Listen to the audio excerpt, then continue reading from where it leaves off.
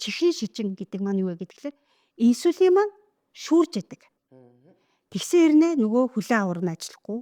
Тэгээд нөгөө сувг уург онгоохгүй.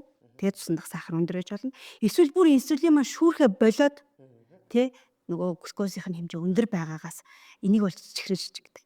Тэгэхээр нөгөө одоо эрдэмтдийн чиг хандлага юу вэ гэхээр нөгөө инсулины гиперинсулин нэмийн үедээ анхаарал хандуул гэдэг юм аахгүй. Бид нэр тэртээ тэргүй шүүрэл нь багасаад эсвэл ингээд сахар ихсчлэр л одоо өвчин үүсчлээ. Тэшлэр л одоо сайхан анхаарал хандуулах гэдэг үгүй. Тэр аль болох эрт одоо дөнгөж 25 наснда 30 наснда тэр инсулин хит их шүүрээд байгаа үедээ тэрийг мэдээд авчих юм бол бид нэр маш олон эрсдлээс зэрэг сэргийл боломжтой. Зэрэг сэргийл гипер инсулин нэмий гэдэг маань бол цус нь инсулины хэмжээ их байхыг хэлээд байна гэсэн үг юм уу? Яг үнэ.